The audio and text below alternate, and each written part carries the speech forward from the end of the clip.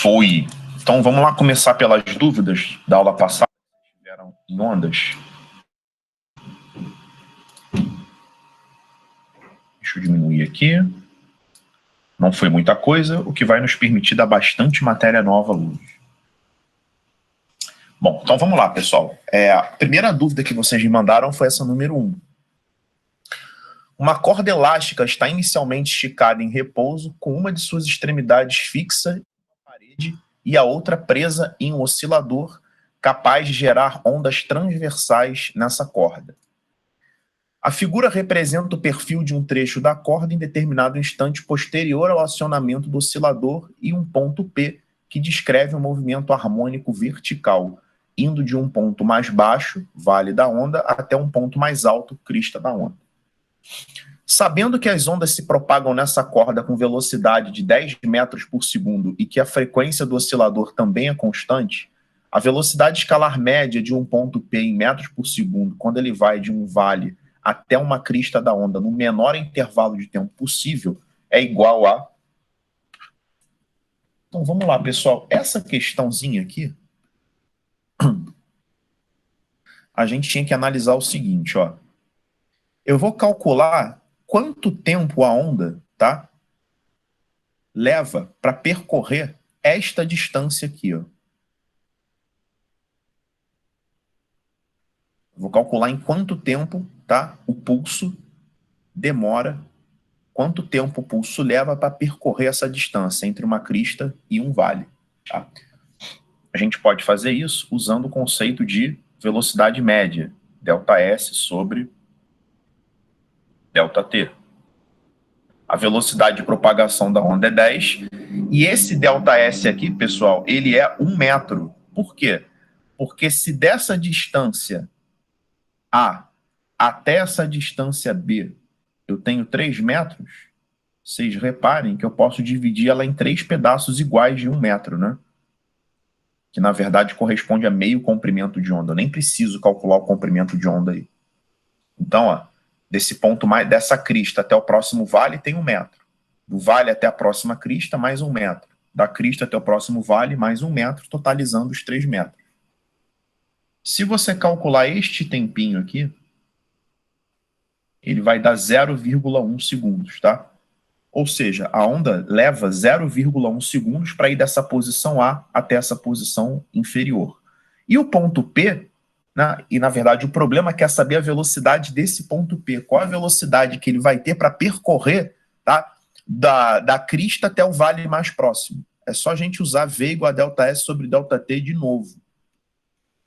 Só que para o ponto P. Então a velocidade do ponto P vai ser a distância percorrida pelo ponto P, que é 0,8, dividido pelo tempo, que também é 0,1. Tempo é universal para o movimento inteiro, né? Então a velocidade do ponto P vai ser de 8 metros por segundo, letra B. Acho que foi você, né, Sara, que perguntou essa número 1? Foi, eu não tinha entendido o 8. Para mim o 8 era tudo, não só o P. Que 8? O 0,8 metros. Era tudo o quê? Da crista até o vale. Sim. O ponto P... Mas assim, o AP não é só esse segmentinho, tipo, AP e não A. Não. Ó.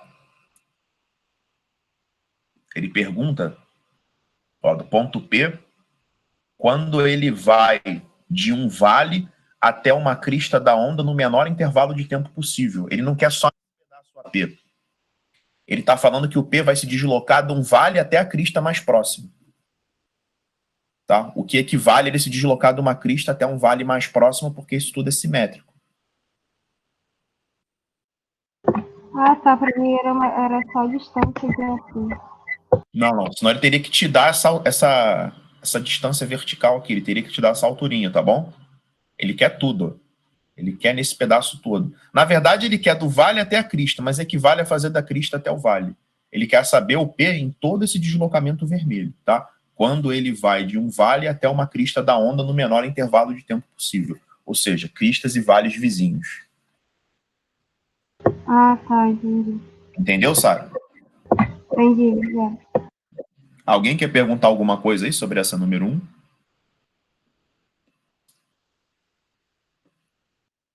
Número 3.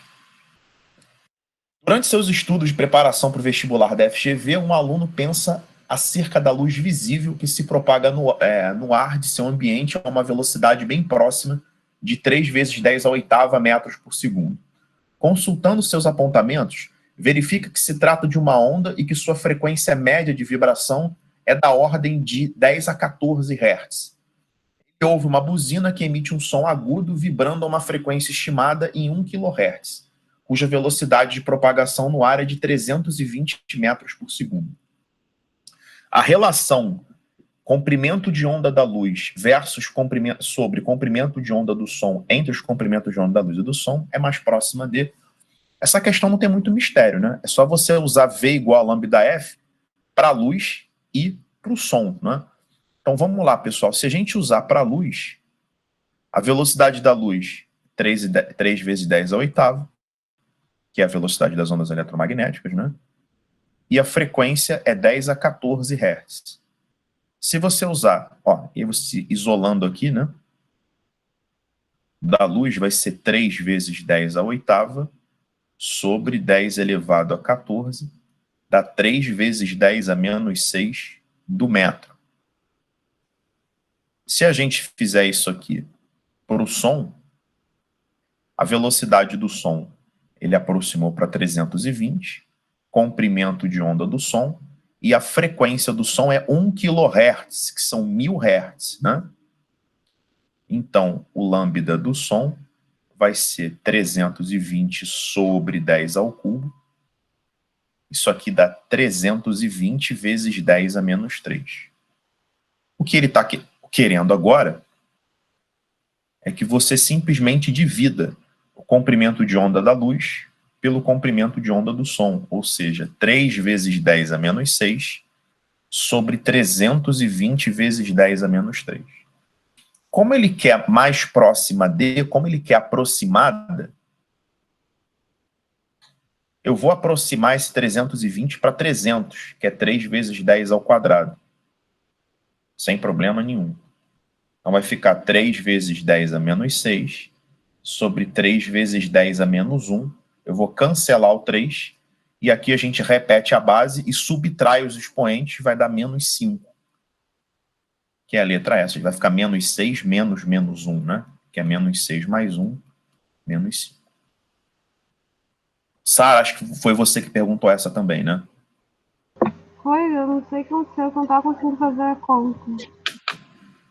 Mas entendeu o que eu fiz? Não entendi. Eu não sei o que aconteceu. Obrigada.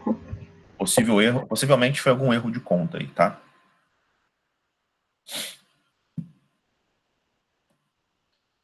Número 24. O osciloscópio é um instrumento que permite observar uma diferença de potencial em um circuito elétrico em função do tempo ou em função de outra DDP. A leitura do sinal é feita em uma tela sob a forma de um gráfico tensão versus tempo. A frequência de oscilação do circuito elétrico é estudado, perdão, a frequência de oscilação do circuito elétrico estudado é mais próxima de... Pessoal, a gente não viu nada ainda sobre eletricidade, sobre eletromagnetismo, né? Que é onde vai aparecer esse termo DDP. Porém, não precisava saber disso para responder a essa questão. Por quê? Se vocês olharem esse comportamento ondulatório, tá? Apesar da gente não conseguir detectar uma oscilação completa, né, saber onde começa e onde termina uma oscilação completa, eu miseravelmente consigo pegar meia oscilação, né? Ou seja, eu consigo pegar aqui meio período. Aqui no eixo X é o tempo que a onda, né? Eu consigo calcular no eixo X em quanto tempo a onda vai desse ponto mais baixo até o ponto mais alto.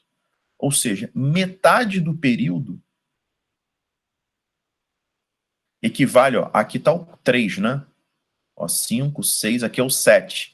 Metade do período equivale a 4 milissegundos. Isso aqui é milissegundos. Então, o nosso período é de 8 milissegundos. Lembrando que milissegundo é 1 milésimo do segundo, né? Então, período é 0,008 segundos. Se ele quer a frequência, basta eu fazer o inverso do período, ou seja, 1 sobre 0,008. Para resolver essa continha aqui, eu vou multiplicar por 1000 em cima e embaixo. Eu vou ficar com 1000 sobre 8, 125 Hz.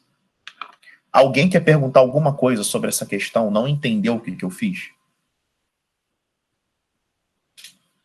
Eu não lembro quem perguntou essa. Eu acho que fui eu também, estava tentando botar a velocidade de depois da outra, só que o âmbito deu errado. Tá, mas entendeu o que eu fiz? Entendi, não tinha me ligado em cima. Tá, beleza. Alguém quer perguntar alguma coisa, pessoal? Se alguém... Não precisa ser a pessoa que pediu a dúvida, não, tá? Pode perguntar todo mundo.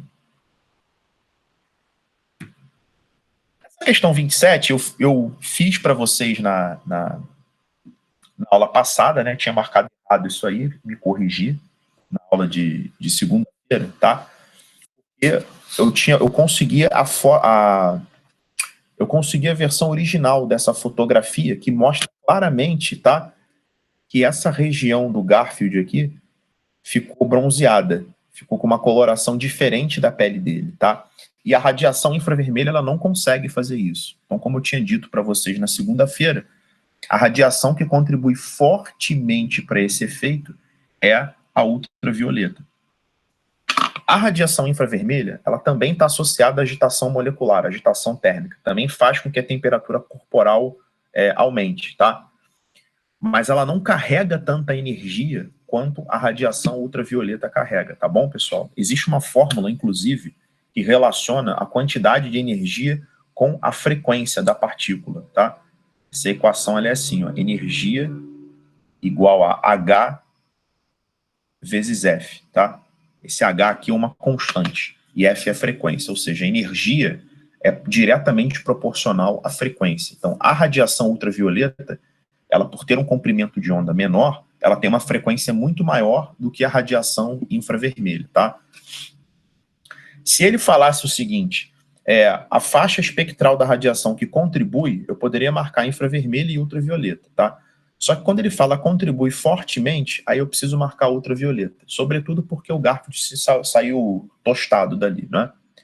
A palavra fortemente aí faz toda a diferença, e na aula passada eu acabei dando bobeira e não li isso e marquei a infravermelha.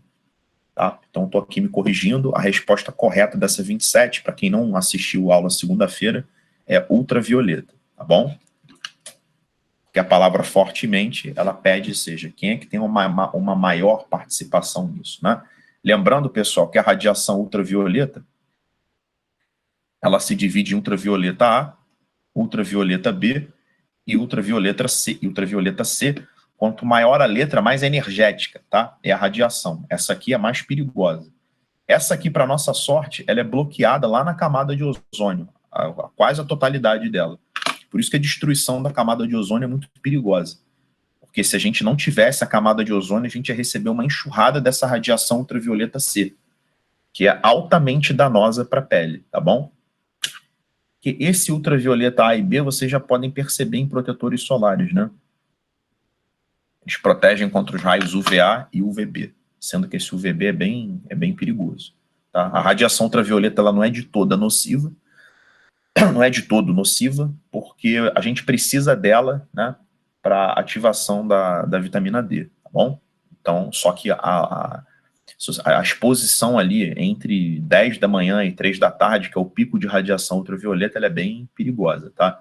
Por isso que se recomenda esse sol da manhã e o sol do final da tarde, que é um sol com menos intensidade, tá bom? Então, com menos radiação ultravioleta.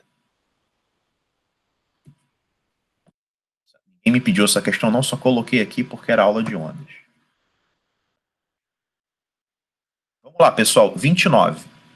Em 26 de dezembro de 2004, um tsunami devastador, originado a partir de um terremoto na costa da Indonésia, atingiu diversos países da Ásia, matando quase 300 mil pessoas. O grau de devastação deveu-se em boa parte ao fato de as ondas de um tsunami serem extremamente longas, com comprimentos de ondas de cerca de 200 quilômetros. Isso é muito maior que a espessura da lâmina do líquido D, típica do Oceano Índico, que é de cerca de 4 quilômetros.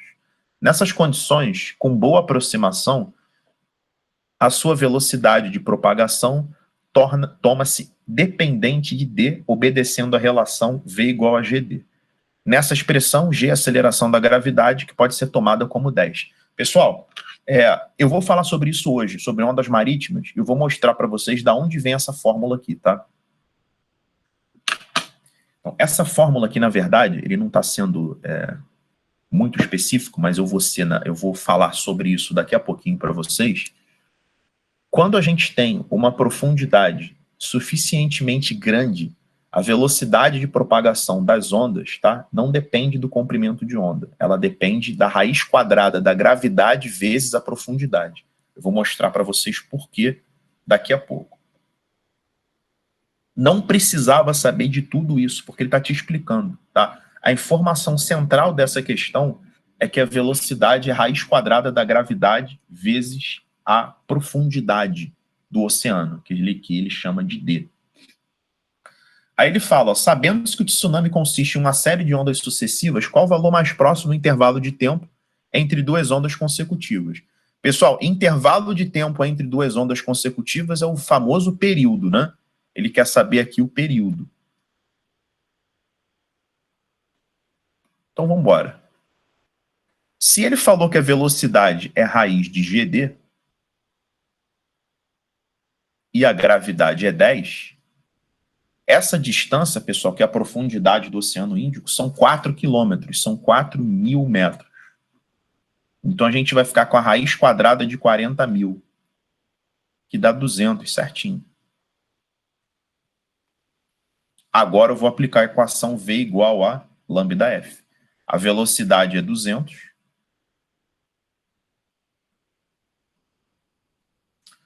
O lambda, tá? É 200 quilômetros. Aliás, ele quer o período, pessoal. Então, não vou nem aplicar lambda F. Eu vou aplicar lambda sobre T. Eu já vou calcular direto o período, tá? 200 quilômetros, que é o comprimento de onda. E aí a gente vai achar o período. É fácil perceber que o período aqui tem que ser 1.000, né? Porque 200.000 dividido por 1.000 que dá 200.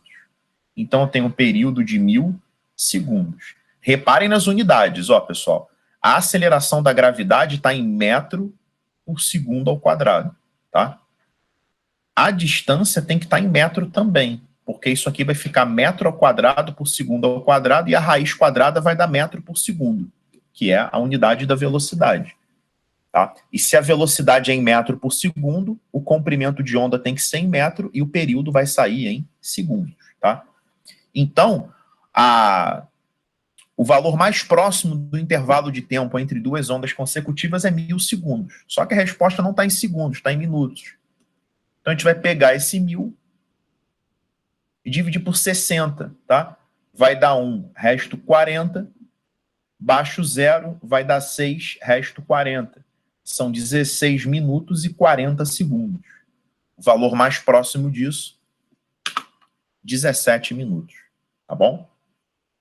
Querem perguntar alguma coisa sobre essa 29? Porque mais de uma pessoa me pediu essa questão aí.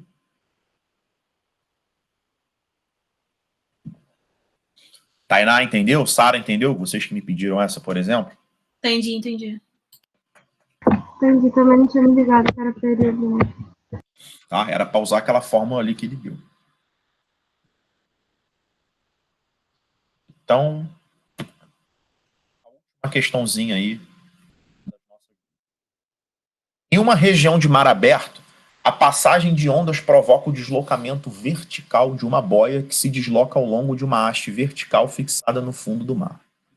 Na figura a seguir, a curva cheia representa uma onda no instante t0 e a linha pontilhada a mesma onda no instante 0,3 segundos.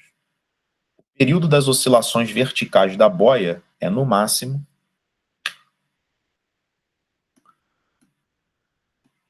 pessoal, vamos lá, para a gente resolver essa questão aqui com calma. essa linha contínua e a linha pontilhada representam a mesma onda em instantes diferentes. Se eu considerar que essa crista aqui vermelha veio para cá, eu consigo calcular a velocidade de propagação da onda aplicando apenas ΔS sobre ΔT. Ou seja, essa crista se deslocou meio metro, 1 metro e meio, visto que esses quadradinhos aqui, ó, aliás, não, tudo é meio metro, né? Meio metro, 0,75. Ela se deslocou 0,75 metros, né? Porque cada 2 quadradinhos desse aqui tem meio. Então, um quadradinho é 0,25. Então, é 0,75 metros em 0,3 segundos. Essa continha aqui dá 0, ó. Deixa eu só apagar um negócio aqui. Só um minuto.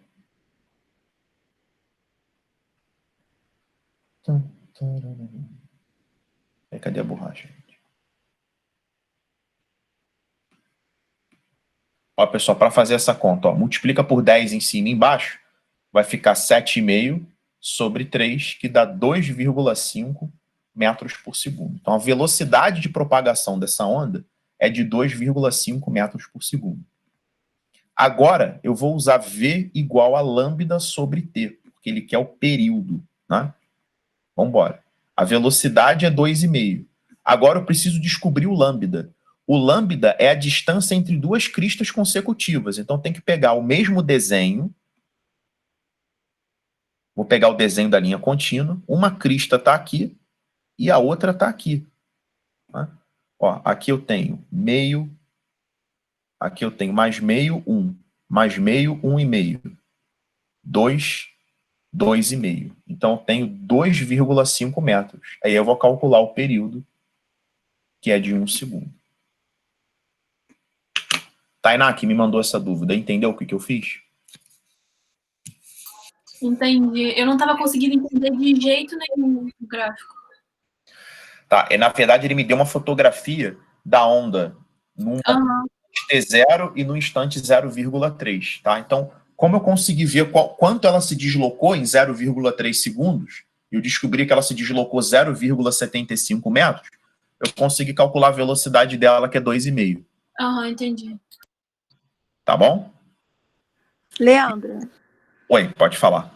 Por que tu pegou essa parte do antes do ponto também? O que você chama de parte antes do ponto? É porque, tipo, eu achei que fosse para calcular... Tá vendo esse ponto verde que você marcou? Tô. Então, você calculou o 0,5 desses 2 quadradinhos. Eu achei que fosse a partir dele, então daria só 2. Não. Não. Ó, peraí, eu não calculei 0,5, não. É 0,75 a distância entre eles. Cada quadradinho é 0,25. Então, mas aí tu tinha... Existem 3 quadradinhos de distância entre eles, né? Isso aqui dá 0,75. Essa onda andou 0,75 em 0,3 segundos. Você não entendeu isso? Ah, tá. Eu troquei as ondas, entendi. Tá? Ou seja, esse ponto aqui, ó. Deixa eu fazer a mesma marcação para facilitar. Esse xizinho aqui, ele veio para cá, tá? Ou seja, ele andou 0,75 metros em 0,3 segundos. Aí eu usei V igual a ΔS sobre ΔT para descobrir qual é a velocidade de propagação dessa onda. Tá certo? Entendi. Valeu. Aí depois eu usei V igual a lambda sobre T, que é a equação da onda, né? Leandro, Oi. você não colocou as que eu te pedi? Não, você me mandou quando isso? Na sexta. Na sexta-feira? Aham. Deixa eu olhar aqui rapidinho o WhatsApp. Tá. Peraí. Eu achei que você não tivesse me mandado nada. Deixa eu ver aqui. Dos exercícios de trabalho. Sexta foi que dia? 19. É verdade, você me mandou, né? Pera aí, rapidinho.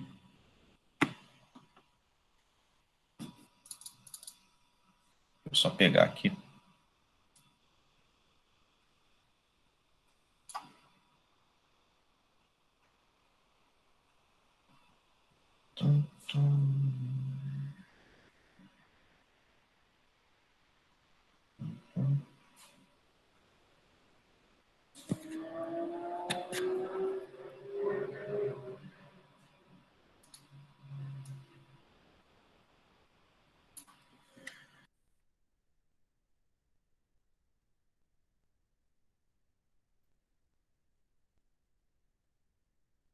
Né?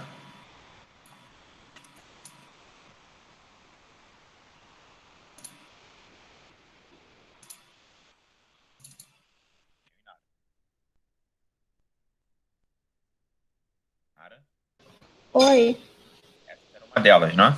isso.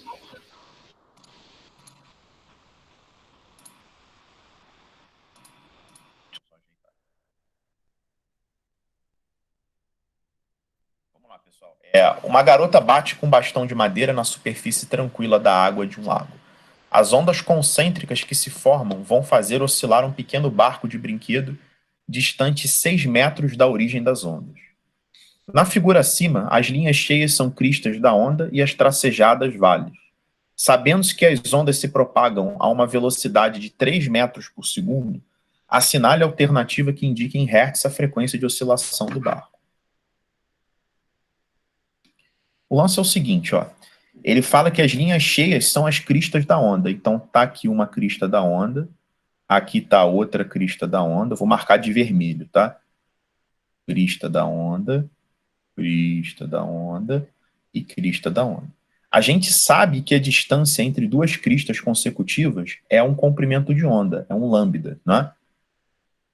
Então a gente tem, ó, um lambda, 2, 3, 4. Então eu tenho que 4 lambdas equivalem à distância entre o bastão e o barco, né? Acho que ele dá isso aqui, né? São 6 metros. Então o lambda dá 1,5 metro.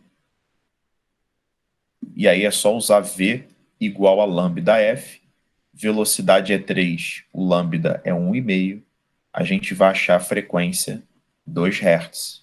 Letra A. Entendeu, Inara, o que eu fiz? Entendi, eu não tinha conseguido enxergar esse desenho. Tipo, pra mim tava meio complicado, mas eu entendi. Porque a partir do momento que ele fala que essas linhas cheias são as cristas, tá? A distância entre duas cristas é justamente a definição de lambda. É, beleza. Deixa eu ver qual foi a outra aqui que você... Foi a 58 e a 70, 70. né? Deixa eu pegar aqui a 70.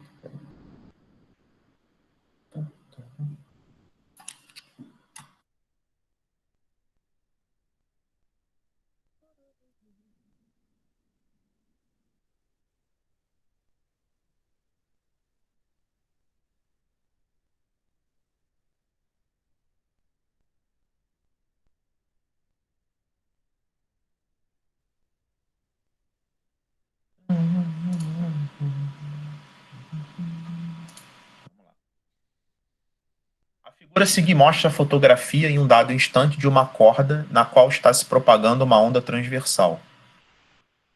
Tendo a velocidade de propagação igual a 4 metros por segundo, levando em conta as distâncias indicadas na figura, a distância percorrida por um ponto qualquer na corda em seu movimento transversal durante 1 segundo, essa questão, Inara, na verdade, ela é uma questão conceitual, né? Não tem que fazer conta nenhuma aí, praticamente.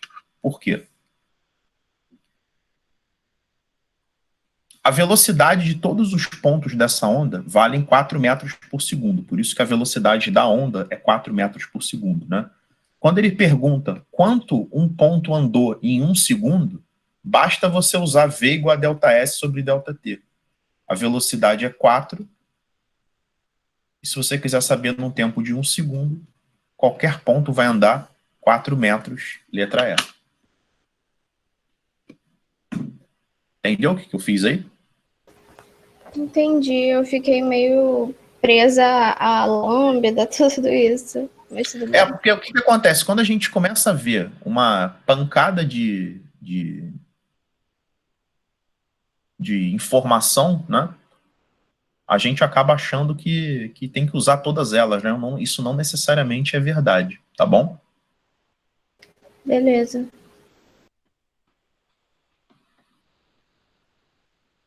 A outra foi o quê? 58? Fica assim. Isso. Deixa eu subir aqui, peraí. 58. Vou buscar a questão aqui.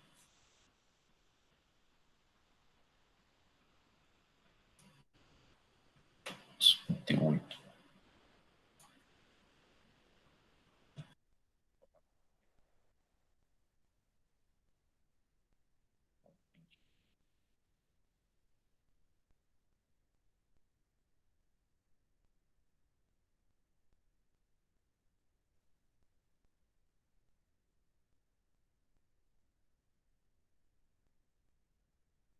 Vamos lá, vamos ver se vai dar para ler direitinho. A radiação ultravioleta é dividida de acordo com as 3 faixas de frequência em UVA, UVB e UVC, conforme a figura. Aí a faixa do UVA, né, da frequência, do UVB e do UVC. Para selecionar um filtro solar que apresente a absorção máxima, tá, da faixa UVB, uma pessoa analisou os espectros de absorção da radiação ultravioleta de 5 filtros solares. Tá? Aí ele deu a velocidade da luz e deu aí que 1 nanômetro é 10 a menos 9 do metro. Tá? Aí ele quer saber o filtro solar que a pessoa deve selecionar. Bom, vamos lá.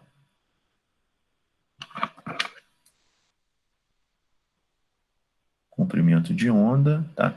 A gente tem que ver o seguinte, ó.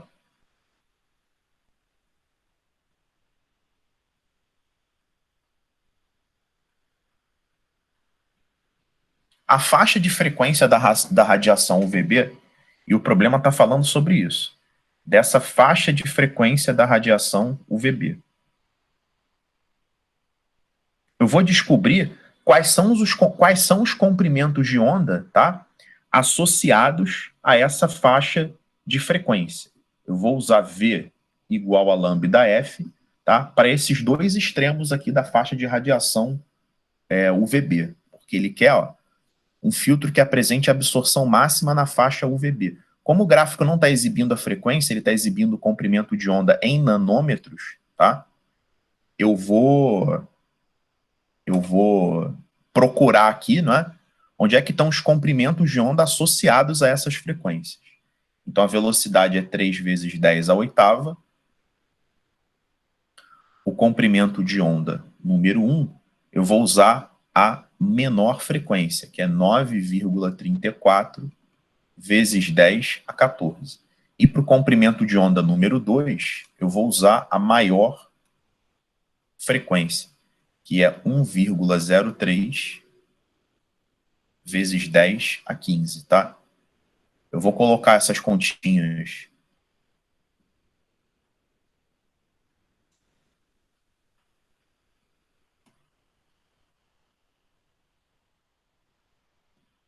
o que vai dar, ó.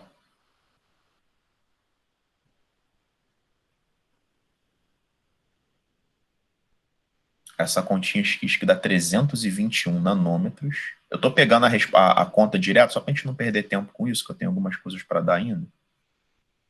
Tá? E essa aqui é 291 nanômetros. Ou seja, fazendo essa continha aqui, você vai achar 321 vezes 10 a menos 9, tá? Metros, por isso nanômetros. E fazendo essa continha aqui, você vai achar 291 vezes 10 a menos 9 metros, tá? E aí 291 nanômetros. E aí você tem que buscar agora esses comprimentos de onda no gráfico, né? 291 é quase 290. Quase 290. E 321, ó, a metade disso aqui, ó 290 A metade entre 200, o meio do caminho entre 290 e 340 é 315. Então, 321 está por aqui. Se você suspender uma vertical nessa faixa, você vai descobrir que o filtro solar que mais absorve essa faixa de radiação é esse aqui que está sendo representado pelo 4. Por isso que o gabarito é a letra B. Ou seja, os comprimentos de onda associados a essas frequências, tá? Na leitura do gráfico, eles nos levam a esse 4 aqui. Eu vou contornar o 4 todo. O filtro solar 4 é esse, ó. O eixo Y é a absorção, tá? Ou seja, o filtro solar 4, nessa faixa que eu vou pintar aqui, ó, eu vou até colocar uma régua para ficar melhorzinho aqui. Ó. Vou considerar que é no 290, sem problema nenhum. Vou botar aqui uma... Então, vai daqui até aqui, ó. Nessa faixa, que é a faixa que interessa ao problema, tá? Que é a faixa que interessa ao problema, que é essa porção aqui, quem te dá a maior absorção é o filtro solar número 4, tá?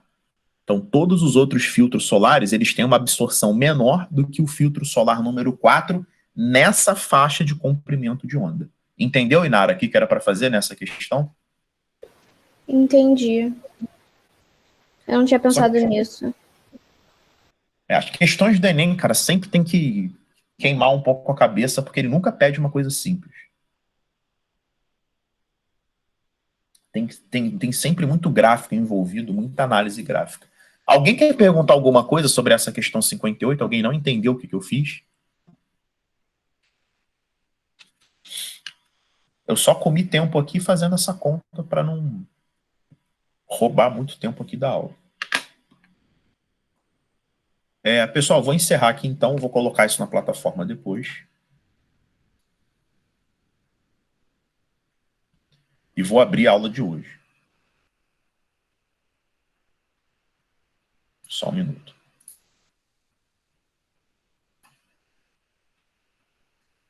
Aula 2. Não sei nem se eu vou conseguir dar tudo que eu tenho que dar aqui, porque eu acabei botando coisa pra cacete, mas vamos lá. Muita coisa teórica, né? Então vamos lá, pessoal, começar a nossa parte 2 de ondas, tá bom?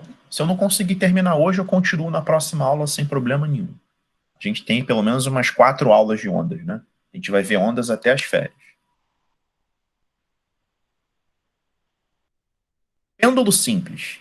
Eu ia dar na aula passada, mas eu resolvi jogar para essa aula de agora. Então, pessoal, aqui eu falo o seguinte, ó, a oscilação de um pêndulo simples também pode ser caracterizada como um movimento periódico, tá? O movimento pendular, ele é um movimento periódico. E se a gente tiver oscilações inferiores a 10 graus, eu consigo aproximar o período de oscilação para esta fórmula aqui, ó. 2π vezes a raiz quadrada de L sobre G. Quem vai fazer a prova do Enem, cuidado que o Enem já cobrou isso, tá bom?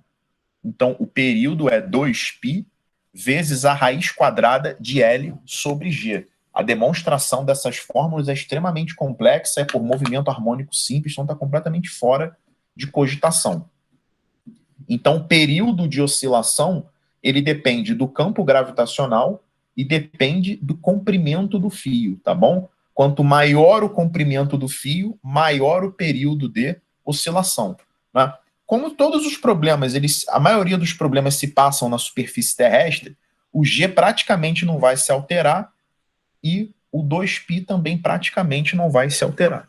Agora, se por acaso eu levar um experimento desse para a Lua, onde a gravidade é menor, aí o período vai ser maior, ou seja, esse pêndulo ele vai oscilar mais lentamente. Quanto menor a gravidade, mais lentamente esse período vai oscilar, tá? E de maneira contrária, se você aumentar muito a gravidade, tá? Esse período ele aumenta.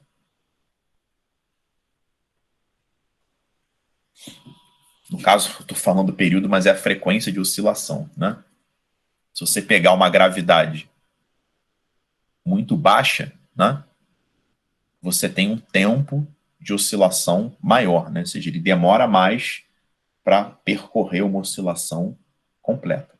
Não precisa decorar a fórmula de frequência aqui, porque a frequência é o inverso do período, tá bom? Então, o que vocês têm que saber é que, basicamente, o período, ou seja, o tempo de oscilação completa aumenta com o aumento do comprimento. Se você pegar um fio grandão, tá? Ele vai demorar um pouco mais para completar uma oscilação. O tempo aumenta, tá bom?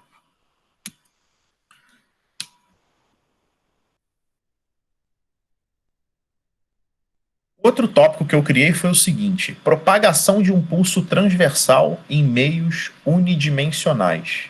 Tá? Considere uma corda homogênea de massa M e comprimento L. Vamos definir densidade linear. Aqui eu coloquei mi, mas é a letra grega mi, não é?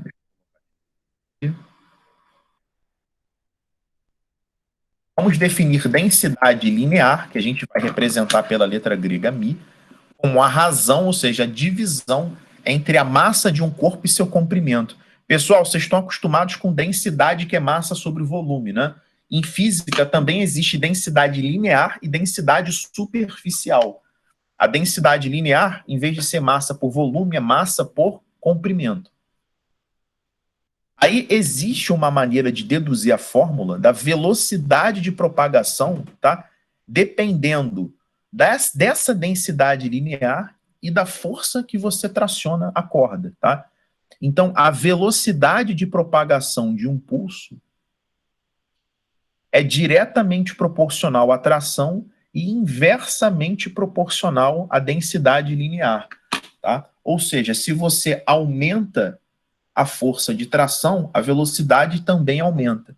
E se você pega uma corda mais grossa, né, com uma maior densidade linear, né, uma corda mais pesada, aí a velocidade diminui. Isso faz sentido, né? Se você pegar uma corda levinha, a velocidade de propagação é grande. Se você pegar uma corda bem pesada, a velocidade de propagação é pequena. É isso que essa fórmula quer dizer, tá bom?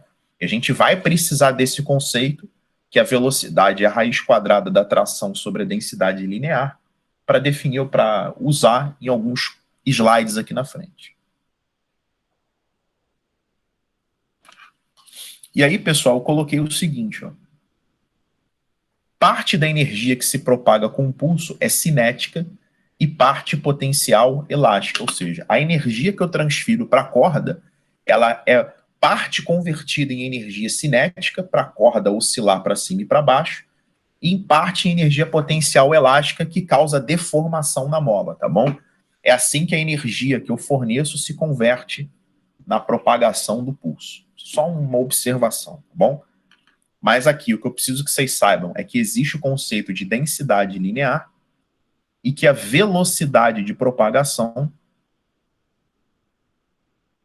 é a raiz da tração dividida pela densidade linear. Vocês podem encontrar em alguns livros assim também, ó. Tração. E essa densidade linear, o cara coloca M sobre L. E aí a fórmula vai ficar assim, ó. TL sobre M. Tá? Ou seja, aumentou a massa, diminuiu a velocidade. Aumentou o comprimento, aumenta a velocidade. Aumentou a tração, aumenta a velocidade. Tá bom? Alguém quer perguntar alguma coisa sobre esse slide número 7? Só que, na verdade, eu só estou exibindo para vocês uma fórmula, tá bom? E um conceito, que é o conceito de densidade linear.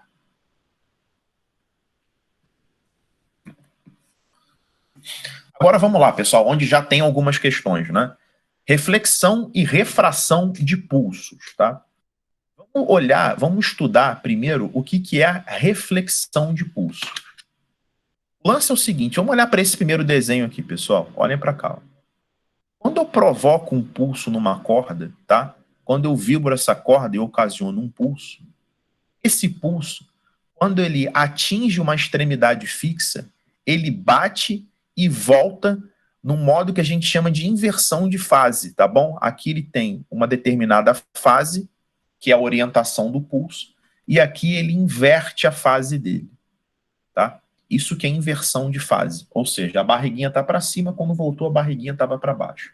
Isso que significa inversão de fase. Por que que isso acontece, pessoal? Aí eu expliquei, tentei explicar isso aqui, né? Ó, quando o pulso chega à extremidade fixa, a corda exerce uma força para cima no suporte. E pelo princípio da ação e reação, o suporte exerce uma força para baixo na corda, fazendo com que o pulso inverta a sua fase, né? Então, a corda, quando ela chega aqui na extremidade B, ela faz uma força para cima na extremidade. E a extremidade faz uma força para baixo na corda, provocando esse pulso refletido que está agora em inversão de fase. Ou seja, a corda vem com a barriguinha para cima, bate e volta com a barriguinha para baixo. Agora, se a extremidade for livre, se eu tiver uma argola aqui em torno da extremidade e ela conseguir contornar essa extremidade, tá? Ela não bate, ou seja, ela não sofre essa reação. Ela consegue contornar o obstáculo e voltar em concordância de fase, ou seja, com a mesma fase, tá? Esse desenho aqui de cima é uma oposição de fase e o desenho de baixo é uma concordância de fase. E aí eu escrevi, ó, já na extremidade livre, tal reação não ocorre. Assim, o pulso retorna com a mesma fase, apenas contornando o obstáculo. Alguém não entendeu o que está escrito aqui? Tem questão, pessoal, que cobra com desenho mesmo como é que é o comportamento do pulso quando ele bate no obstáculo fixo e volta. É só você desenhar ele de cabeça para baixo. E se a extremidade for livre, desenha ele, tá, no sentido oposto, mas em concordância de fase. A gente precisa entender esse fenômeno da reflexão de pulso, tá? Justamente para falar sobre refração, porque aqui já é um pouco... A gente tem que falar com um pouquinho mais de detalhe, tá? O lance é o seguinte, pessoal. Existem dois casos que a gente vai abordar aqui de refração. O primeiro caso, quero que vocês olhem para o desenho por enquanto. O primeiro caso é quando o pulso ele vai de uma corda de maior densidade linear, tá bom? Ou seja, de uma corda. Lembrando que densidade linear é isso aqui, não é? É a razão entre a massa e o comprimento, tá? Em vez de, como a gente vai usar só o conceito de densidade linear hoje, eu vou falar apenas densidade.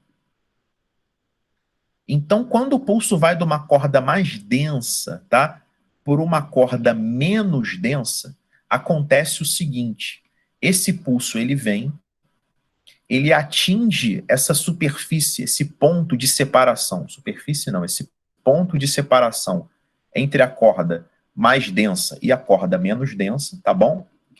E esse pulso, ele retorna, né? Ele se reflete como se ele estivesse contornando um obstáculo livre, como se fosse essa situação número 2, tá bom? Agora, existe um pulso que é propagado para a corda mais leve. Esse pulso chama-se de pulso refratado, tá bom? Então esse aqui, ó, deixa eu pegar uma canetinha. Esse aqui, ele é o pulso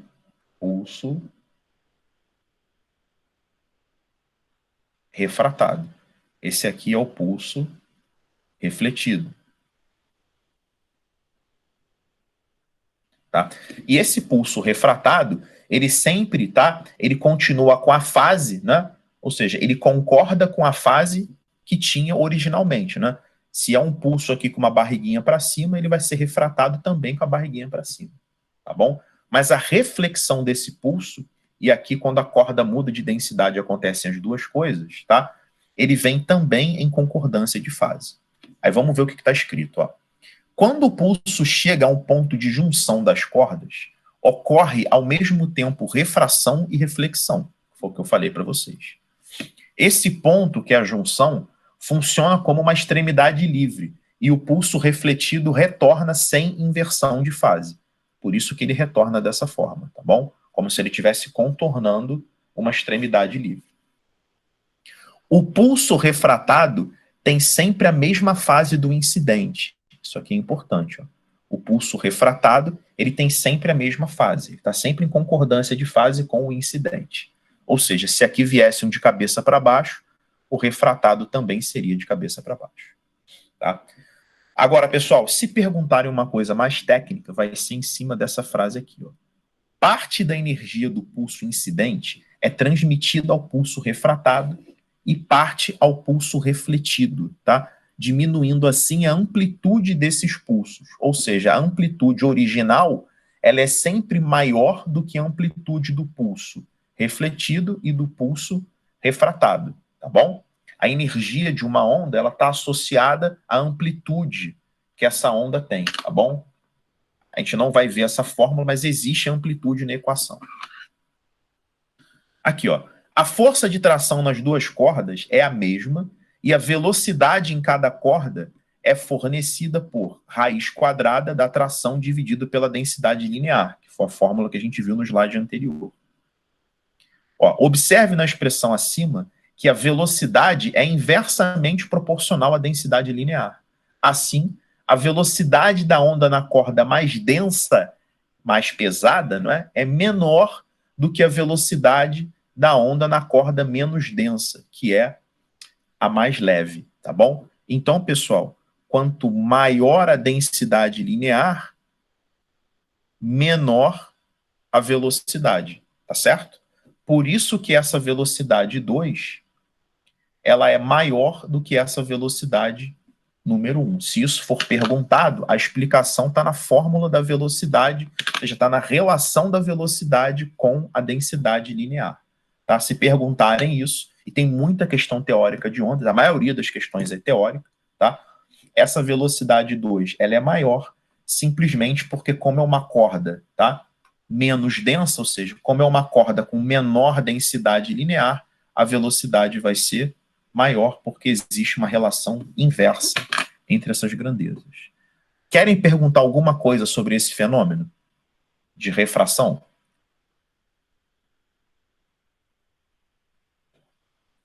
Agora vamos para o segundo caso, que é o contrário.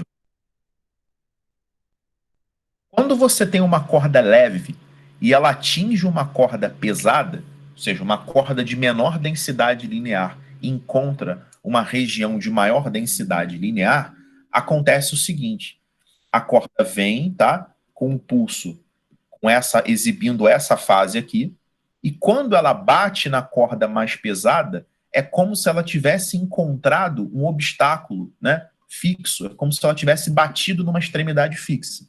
Então ela volta com inversão de fase. E o pulso refratado, como a gente já viu, ele continua com a mesma fase que veio, tá?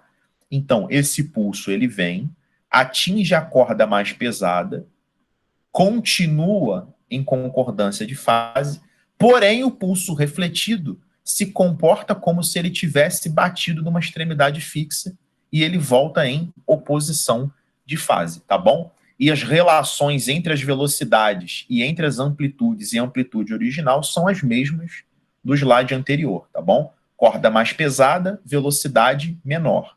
E as amplitudes são menores do que a amplitude original, porque teve perda, teve distribuição dessa energia, tá bom? Então, ó, quando o pulso chega ao ponto de junção das cordas, ocorre ao mesmo tempo refração e reflexão, tá? Esse ponto, que é a junção, funciona como uma extremidade fixa e o pulso refletido retorna com inversão de fase. O pulso refratado tem sempre a mesma fase do incidente, mesma coisa, não é? Parte da energia do pulso incidente é transmitida ao pulso refratado e parte ao pulso refletido, diminuindo sim a amplitude dos pulsos. Então ocorre rigorosamente a mesma coisa em relação às amplitudes, né? E é importante, pessoal, observar uma outra relação, que a frequência desses dois pulsos é a mesma. Quando ocorre a refração, tá, de ondas, a frequência não se altera, porque a frequência ela depende só da fonte emissora. Então a frequência é a mesma. Porque a fonte emissora é a mesma, né?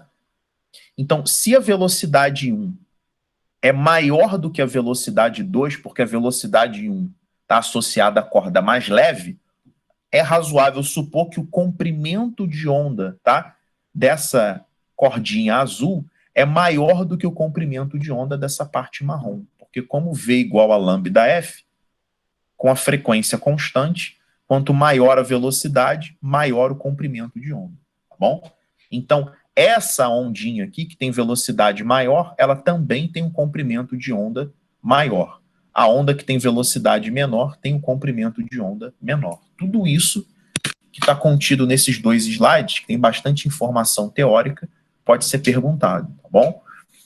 Obviamente, pessoal, quando essa aula terminar, tem muita informação, tem muito detalhe, parte do estudo de vocês, antes de fazer os exercícios, é revisar essa teoria. O ideal é fazer um caderno disso, né? O ideal é copiar e fazer os desenhos. É o melhor dos mundos, pegar esses slides e passar para o caderno. Mas quem não tiver tempo hábil para fazer isso, pelo menos dá uma olhada na teoria lá na plataforma, tá? Antes de fazer os exercícios, tá bom?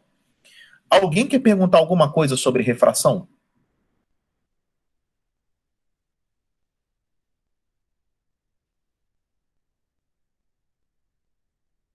Então, agora vamos falar sobre reflexão e refração de ondas. A gente já falou sobre reflexão e refração de pulsos, tá? Agora a gente vai falar sobre reflexão e refração de ondas. Renan, vamos fazer aquele teste de áudio, tá me escutando bem?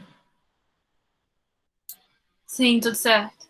Quando vocês ficam quietos, eu acho que caiu a conexão, mas vamos lá. Pessoal, assim como as ondas luminosas, os outros tipos de ondas, ondas sonoras, por exemplo, elas também sofrem reflexão e refração. As propagações nas ondas do mar também sofrem refração, tá? Então, esse fenômeno de refração e reflexão, ele não está restrito só à luz, tá bom? Aí eu coloquei, ó.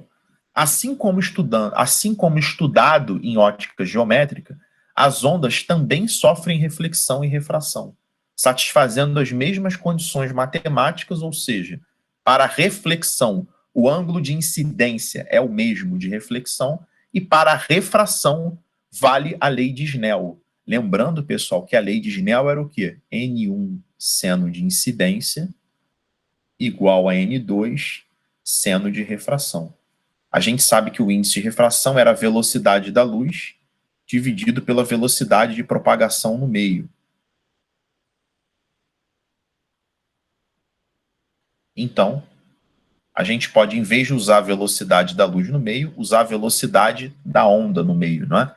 Então, eu vou ficar com seno de incidência está para a velocidade de propagação no meio A, assim como o seno de refração está para a velocidade de propagação no meio B, tá certo? Aí, pessoal, vamos para cá. Deixa eu colocar uns tópicos aqui para orientar a ordem que vocês têm que ler isso. Número 1. 2. Número 3. Olha só. Número 2. Podemos apenas ilustrativamente representar as frentes de onda por raios perpendiculares a fim de facilitar o entendimento. Então, pessoal, na verdade, as ondas têm esse desenho aqui. Aqui são as cristas da onda, tá? As cristas da onda, parecido com aquele problema do barquinho que era a dúvida da Inara, que eu contornei de vermelho as cristas da onda. Só que a gente vai fazer um raio perpendicular a essas cristas da onda para facilitar a representação, para facilitar o desenho, em vez de escrever essas frentes de onda, tá bom? Então, eu vou representar por esses raios. Então, pode ser que vocês vejam no exercício, tá? Que ele fale sobre ondas sonoras, por exemplo, escrevendo uma linha reta, né? Só que, na verdade, ele quer representar essa frente, esse trem de ondas aqui, de cristas. Então, para não poluir muito o desenho, costuma-se fazer essa linha, só que é apenas ilustrativa, essa linha reta não existe, tá? Não é que está se propagando retilineamente, é só para facilitar um pouco. O lance é o seguinte, pessoal, na reflexão, o ângulo de incidência, ele é igual ao ângulo de reflexão, tá vendo? Aqui é a nossa reta normal, né, que é perpendicular à superfície de separação dos meios, igualzinho na ótica. Então, o ângulo de incidência, ele é igual ao ângulo de reflexão. Então, se esses senos são iguais, é razoável supor que as velocidades também são iguais. Se a frequência não muda, porque a frequência de uma onda só depende do meio que a produz, o comprimento de onda também não muda. Então não muda nada, tá bom? Não muda velocidade, não muda frequência e não muda comprimento de onda. Por isso que está escrito aqui, ó, na reflexão, frequência, velocidade e comprimento de onda não se alteram, tá? Isso a gente pode olhar pela lei de Snell. A amplitude que pode diminuir um pouco devido à perda de energia, tá bom? Porque quando essa onda atinge o obstáculo e se reflete, pode ser que um pouco de energia seja perdida, então a amplitude da onda pode diminuir, tá? A alturinha dela. E a fase pode alterar, ou seja, você pode ter uma reflexão com inversão de fase ou você pode ter uma reflexão sem inversão de fase, nesse caso, tá bom? Aí o problema é que vai te dizer isso. Agora, na refração, pessoal, o ângulo muda. Se o ângulo muda, a velocidade muda. E como V é igual a lambda F, se eu estou mantendo a frequência constante, porque na refração a frequência é constante, a frequência de uma onda depende da fonte que a produz, a frequência nunca muda, tá? Mas se a velocidade muda, o comprimento de onda também muda, tá? Por isso que está escrito aqui, ó, na refração, a frequência e a fase não se alteram, tá? Agora, a velocidade, comprimento de onda e amplitude, elas se alteram, tá bom? A velocidade se altera pela lei de Snell, isso arrasta o comprimento de onda junto, né? Porque V igual a lambda F, e a amplitude também se altera, porque sempre tem uma perda de energia nessas reflexões e refrações, tá bom?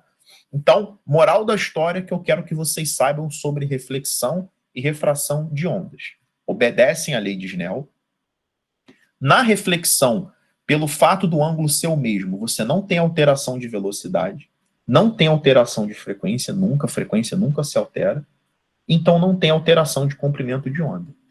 Agora, na refração, como você mexe no ângulo, você acaba mexendo na velocidade. E se mexeu na velocidade, vai mexer no comprimento de onda, já que a frequência não se altera. Tá certo? Querem perguntar alguma coisa sobre esse slide?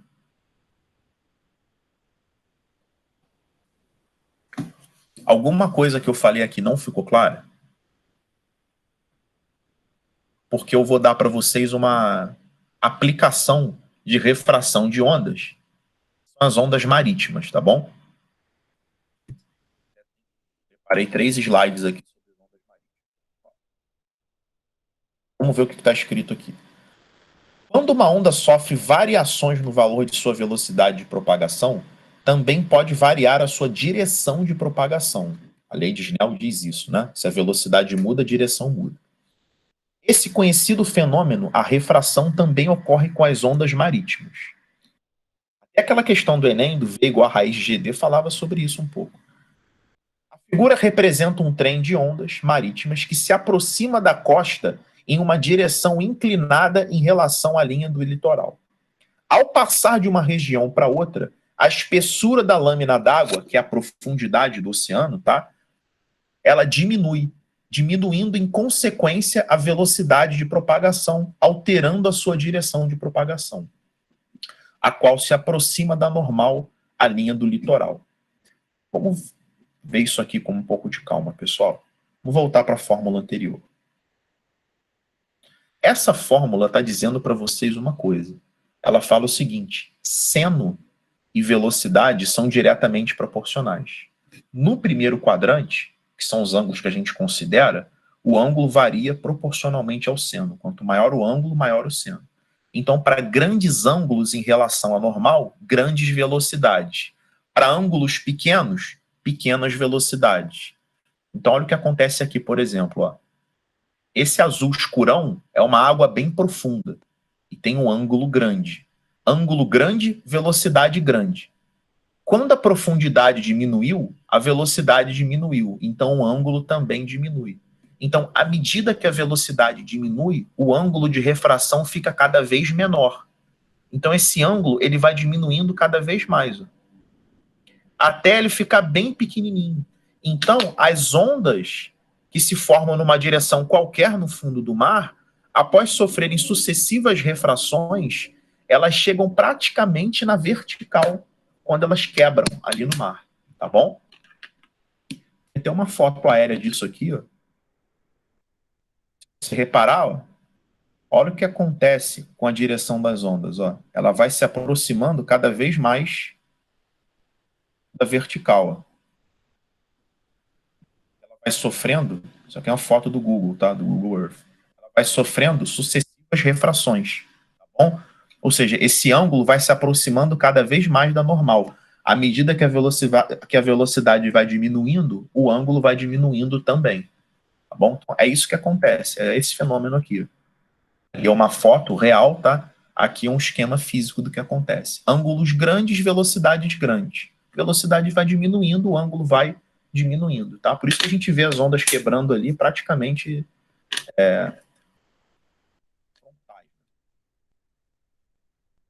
Vamos ler daqui para frente onde eu parei. Eu parei aqui. Não importando em que direções se propaguem, as ondas marítimas longe da costa, elas tendem a atingir o litoral sempre em uma direção aproximadamente perpendicular à linha costeira devido à refração, que é isso que ele está falando, né? Que como a velocidade vai diminuindo, o ângulo vai diminuindo, então, independente da direção inicial, a onda sempre acaba atingindo, tá, numa direção perpendicular à linha costeira. Alguém não entendeu o que foi falado nesse slide aqui sobre ondas marítimas? Comecinho?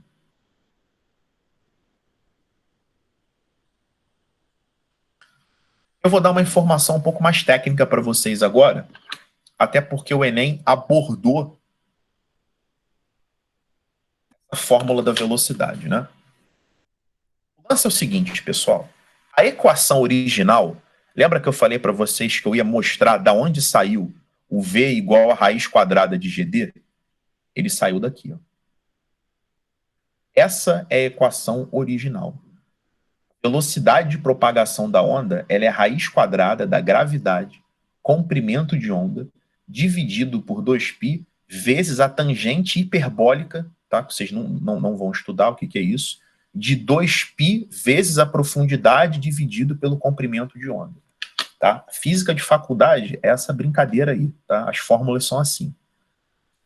Então, essa é a equação original. O que acontece? Quando a gente vai levar esses conceitos para o nível médio, a gente faz uma pancada de aproximações, né? Então, quando você tem profundidades muito grandes, tá? Para profundidades enormes, tá? Quando comparadas ao comprimento de onda, a velocidade é proporcional à raiz quadrada do comprimento. Então, se você pegar profundidades muito grandes, tá? Toda essa tangente hiperbólica tende a 1. Então, se tudo isso tende a 1, você vai ficar só com G lambda sobre 2π. Tá? Ou seja, o que importa aqui é que para grandes profundidades, a velocidade é proporcional apenas ao comprimento de onda, tá bom? Então, quanto maior o comprimento de onda, mais rápido essa onda se propaga, tá bom? Faz até sentido no V igual a lambda F. Agora, o que caiu no Enem foi isso. Quando ocorre o inverso, ou seja, quando a profundidade é muito menor do que o comprimento de onda, e isso ocorre quando a onda está chegando perto da costa, que a profundidade vai diminuindo, a velocidade é proporcional à raiz quadrada da profundidade. Então, quanto menor a profundidade, menor a velocidade. Ou seja, a velocidade da onda ela vai diminuindo à medida que ela vai chegando perto da costa, tá bom? Porque o que acontece é que essa tangente hiperbólica desse valor monstruoso, ela vai tendendo a 2πd sobre lambda. É como se a gente pudesse cortar essa tangente hiperbólica, cortar o lambda com lambda, 2π com 2π, e a velocidade fica só raiz de GD. Por isso que o Enem soltou essa fórmula aí aleatoriamente que veio dessa equação original, tá bom? Então, quanto menor a profundidade, menor a velocidade. A demonstração é nessa fórmula original, né? Isso aqui é só uma aproximação. E aí, pessoal, olha o que eu escrevi aqui. Aqui tem um esquema, tá? Das ondas do oceano. Aqui mostra já a onda quebrando, né? Quando chega próximo da costa. Então, essa região aqui é a região surfável, né? Das ondas. A galera surfa não surfa na área, perto da areia, né? Mas surfa numa região que é bem próxima ao litoral. Porque acontece o seguinte, ó.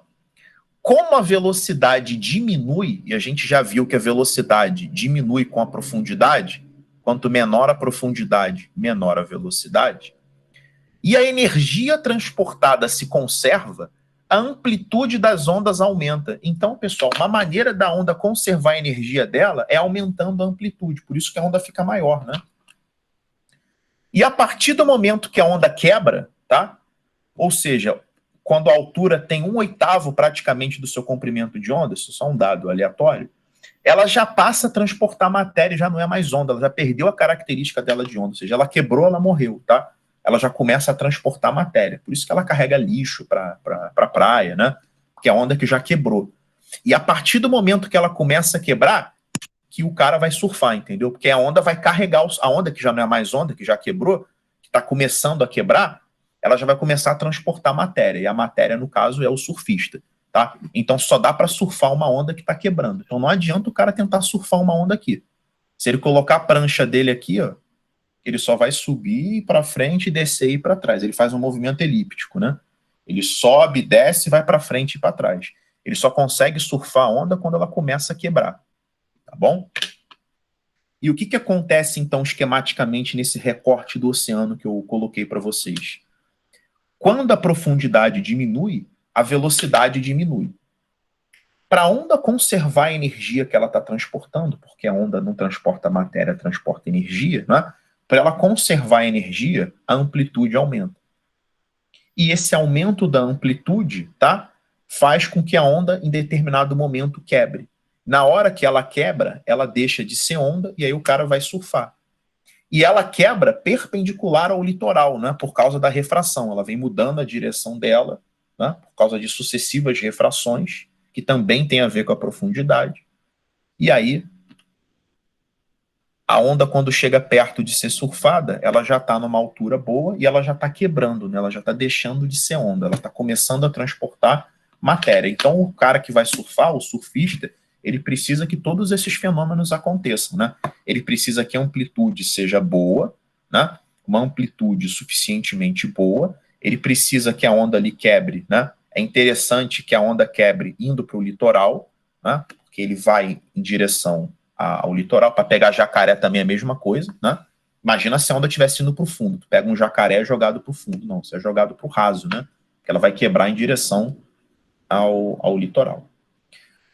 Alguém quer perguntar alguma coisa sobre o que eu falei aqui? Leandro, Fala aí.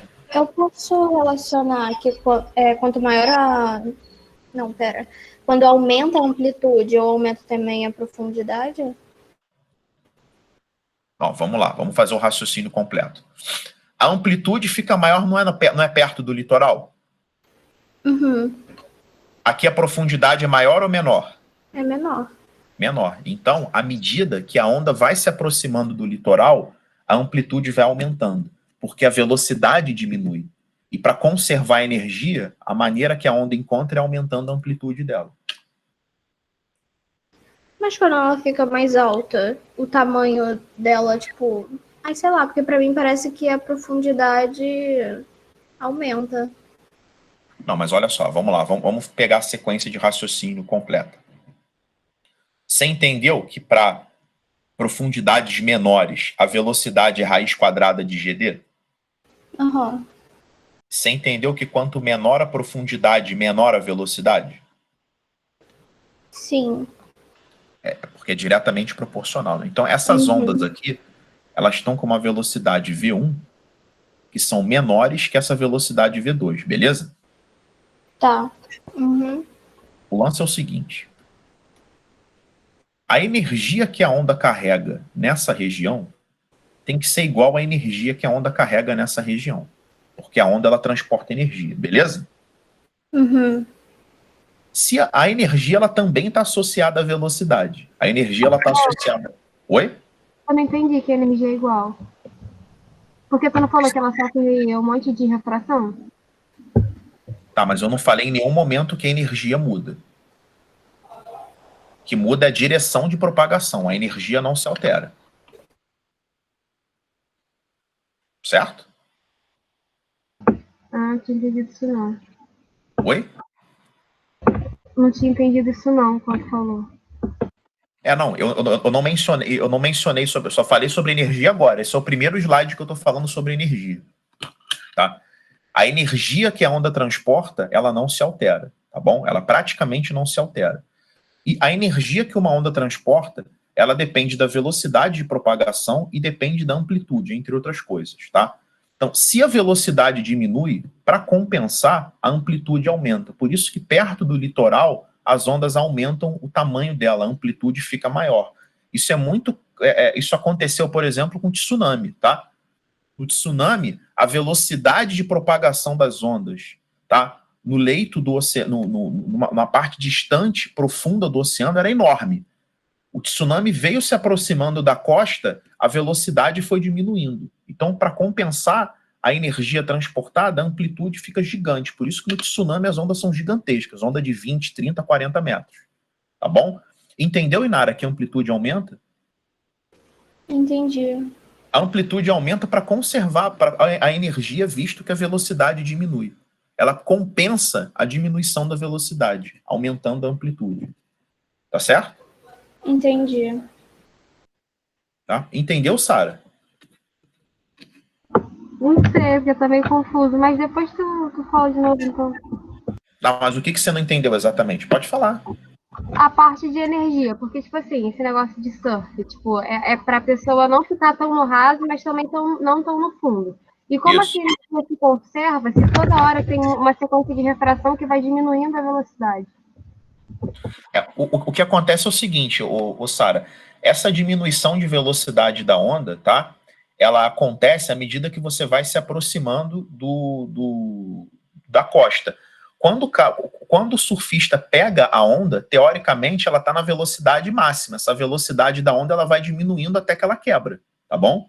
Quando ela quebra, o surfista ele pega a onda no momento que ela está quebrando. Ela já está deixando de ser onda. Mas isso não quer dizer que teve diminuição da energia? É isso que eu não estou conseguindo relacionar. Enquanto a onda é onda, tá? Ou seja, antes dela quebrar, a energia se conserva, tá certo? E por causa dessa conservação de energia, quando a velocidade diminui, a amplitude aumenta. Beleza? Tá, beleza. Tá vendo o que tá escrito aqui? Breakers form. Não sei se está enxergando aqui. Tô. Aqui é o momento que a onda quebra, tá? No momento que a onda quebra, ela deixa de ser onda e passa a transportar matéria, porque a onda não transporta matéria. Agora, a onda quando quebra, ela está deixando de ser onda, ela está sendo destruída, tá? E a partir do momento que ela está começando a ser destruída, ela começa a carregar matéria. O surfista ele vai nesse embalo, tá? O surfista ele surfa uma onda que está morrendo, que está deixando de ser onda, tanto que ela vai quebrar e sumir, entendeu? Tá bom, entendi. Tá? A energia ela é conservada à medida que a onda está sendo transportada. Vai chegar um momento, Sara, que a onda vai ter uma amplitude muito grande. E quando ela tiver uma amplitude muito grande, ela vai quebrar.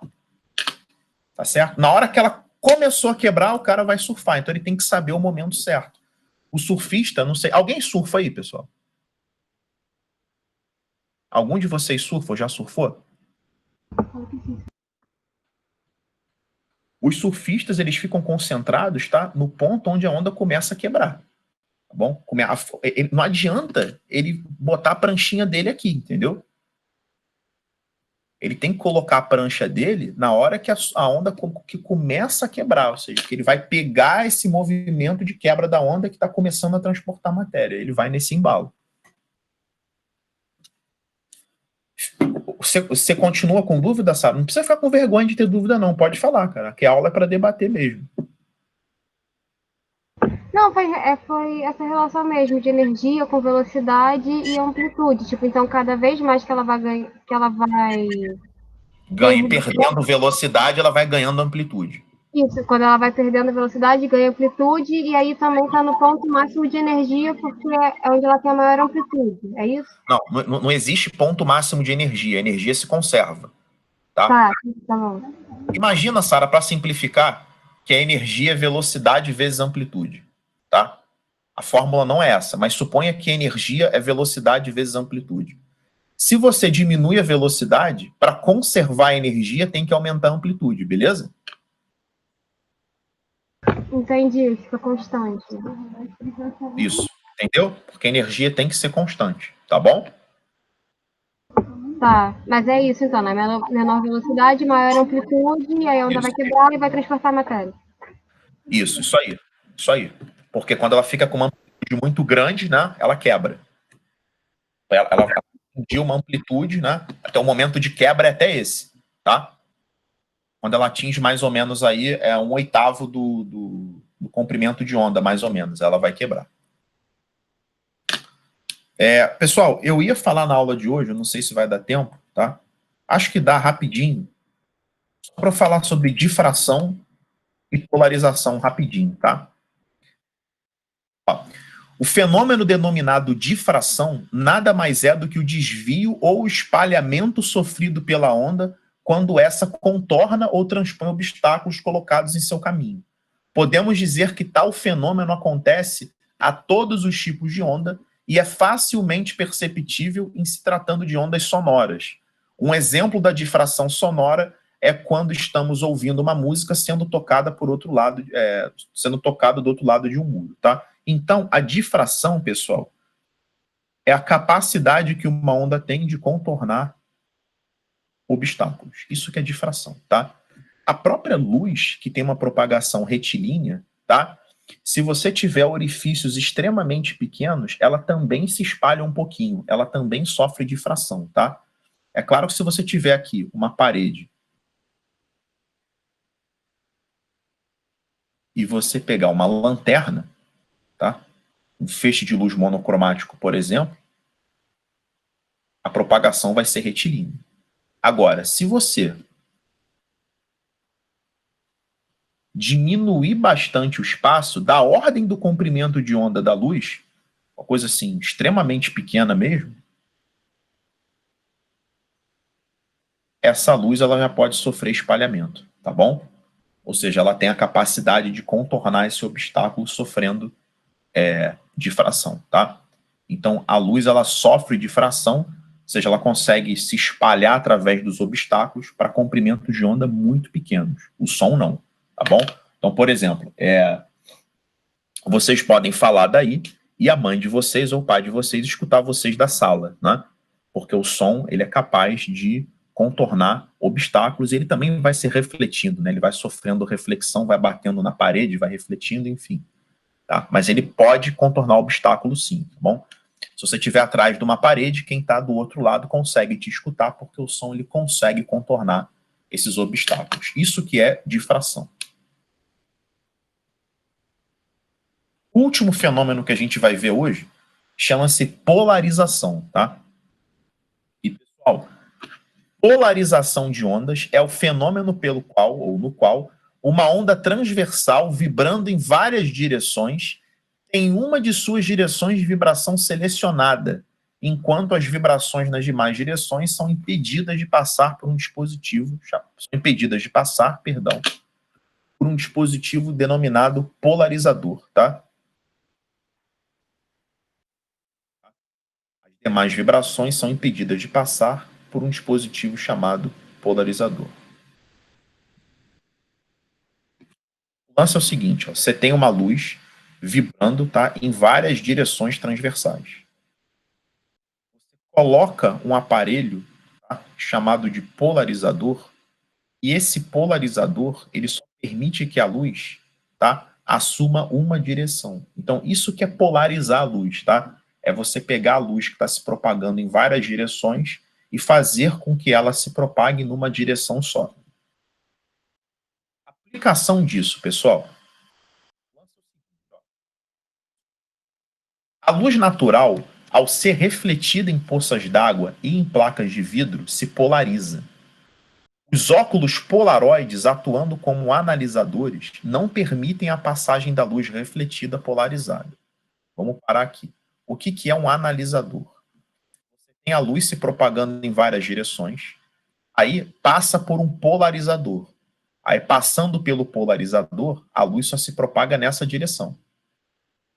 Depois você coloca um outro aparelho, chamado de analisador, que ele só permite que as ondas que se propaguem na direção perpendicular a ela passem. Ou seja, como não passa nenhuma onda perpendicular a essa aqui, tá? Aqui elas estão passando assim. Esse analisador, ele só permite as que passam assim, ó, numa direção perpendicular. Então, o analisador, ele bloqueia todas essas ondas transversais, tá? Porque ele está girado exatamente em 90 graus em relação ao polarizador. Então, essa luz polarizada, ela não chega até os olhos do observador, tá? Então, isso está muito presente em câmera, ó. O mesmo ocorre com filtros polaroides existentes em máquinas fotográficas, eliminando os reflexos. O lance é o seguinte, pessoal, quando você vai... O ambiente, tá? A luz do ambiente, quando ilumina essa superfície de vidro, ela se polariza, tá? E se você colocar um filtro polaroide, que tem essa parte analisadora aqui, ela não permite que essa luz refletida passe. Isso tem muito em óculos anti-reflexo, né? Então tá aqui uma foto tirada sem o filtro polaroide e uma foto com o filtro polaroide, tá? O filtro polaroide, ele tem esse tal de analisador que impede que a luz polarizada chegue até o receptor da câmera, tá bom? Então, a polarização é o fenômeno óptico, o fenômeno ondulatório que está associado ao antirreflexo, tá? Então, se vier qualquer questão em cima de lente antirreflexo, ou até essa imagem aqui que vocês estão vendo da vitrine de uma loja, isso está associado à polarização, tá bom? Então, ó, propagação em várias direções, passa por um polarizador, o polarizador só permite que a onda passe, se propague em uma direção, e aí você coloca um analisador, tá? Que é um instrumento parecido com polarizador, só que tem 90 graus de rotação, e ele bloqueia a passagem dessas ondas polarizadas, tá bom? Então, por exemplo, essa luz refletida que vocês estão vendo na vitrine, com esse filtro polaroide que contém o analisador, ela não é capaz de passar. Pessoal, eu preciso que vocês estudem esse slide. Tem uns exercícios extras aqui para vocês, além da apostila, que eles vão ficar para casa, tá? Que eu vou corrigir na próxima aula. Eu vou começar a próxima aula corrigindo esses exercícios. Corrigindo os exercícios que vão ficar para casa. Preciso que vocês façam um resumo dessa quantidade. Isso aqui tem muita informação teórica. Preciso que vocês façam um resumo disso. Se estiverem confusos no resumo, me perguntem no privado que eu vou responder, tá? Então, para casa, vão ficar esses exercícios que não são... E os que eu vou passar na apostila daqui a pouco para vocês, tá bom? Então, vejo vocês na segunda-feira na aula de Matemática 1, que a gente já vai ver matéria nova. Bom? Tchau, tchau, pessoal. Até segunda, então.